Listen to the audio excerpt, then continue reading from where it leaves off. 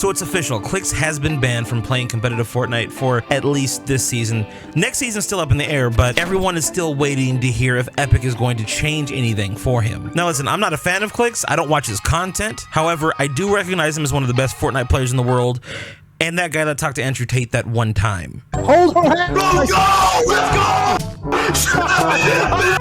You terrified the f out of me.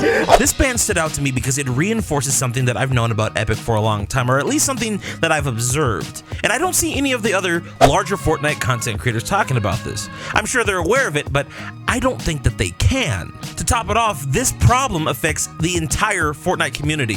I don't care what aspect of Fortnite you enjoy the most. It could be creative, it could be cosmetics, it could be competitive.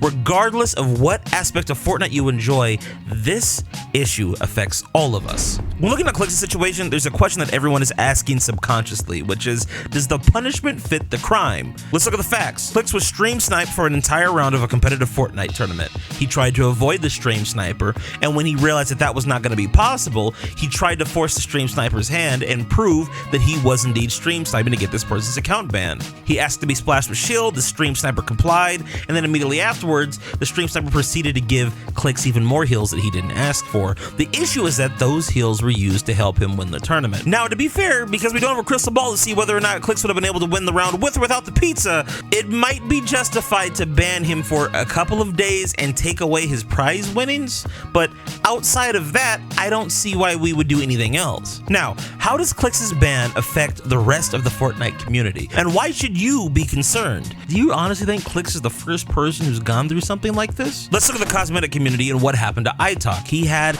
an account that he spent over $50,000 on get taken away from him. Someone who dedicated multiple years of their life, not missing a day, in essence promoting your item shop, making people more aware of the skins and the cosmetics, and being really a positive beacon in the community. You went and took his account and basically said, sucks to suck, we could care less how much money you spent, how loyal you've been, and how much work you've done for us, we're just gonna take your stuff. One of the biggest issues Epic has is that they never think about context. Just because the same incident happens doesn't mean that the incident happens the same way. What should be evaluated are the circumstances surrounding the situation, just like with Clix. I know it's impossible to get rid of stream sniping, but maybe if you were a bit harsher with your rules, a bit more strict in how they were enforced, less people would be incentivized to stream snipe. For example, maybe after 2 offenses, your account gets banned permanently and there's nothing you can do about it. Now, I know at first glance it might sound like I'm contradicting myself, like I'm flying completely in the face of what I just said about being less strict on iTalk and Clix, looking at context. However, when it comes to something like stream sniping, the problem is it jeopardizes the integrity of your game. And we saw that when it came to Clix's Fortnite round. But you want to know what the craziest thing is? The biggest middle finger in Fortnite history was to creative players when UEFN was dropped. Overnight, players under the age of 18 were not only told that they couldn't monetize their maps, but also that they couldn't even see the data on the maps that they had already made. It completely took away any motivation that any of these players had to create new products. Now the only people that are incentivized to make really cool maps are people that are part of development teams, and those people are all over the age of 18. I know content creators that are under the age of 18 who are looking forward to publishing and monetizing their maps.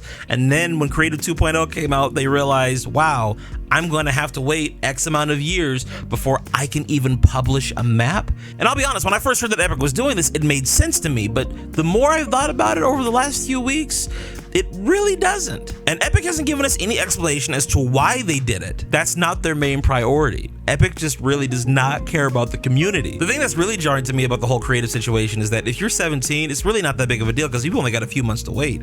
But if you're like 13 or 14, you've got to wait years. And by the time that you can monetize your maps, are you even going to be invested into Fortnite anymore? What other games are going to come out by the time you're old enough to publish and monetize a Fortnite map? And see, that right there, that's the biggest issue. That's why Epic feels so comfortable doing what they're doing. They know as of right now, there's nothing to really take their place. Yes, other BRs exist. Yes, other video games exist, but there's something about Fortnite that keeps a lot of the player base to come back. What we all need is a new video game.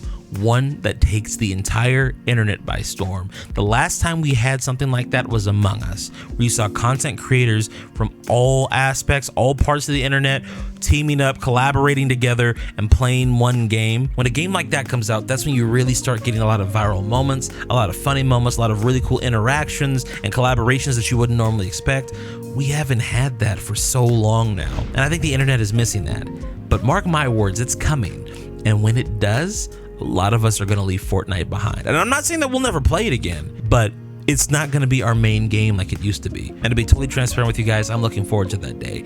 But until then, we should all be a little concerned. But I want to know from you guys, do you think that Clix was treated unfairly? Do you think that Fortnite as a whole treats its community unfairly? Leave a comment down below. I want to hear from you guys and what you have to think. Do you have some other examples that maybe I didn't bring up? And hey, real quick before you go, why don't you check out this video right here? I think we could all use a laugh, and this one should definitely make you laugh. It's me and a couple of my friends roasting the new Fortnite survey skins that came out a couple weeks ago.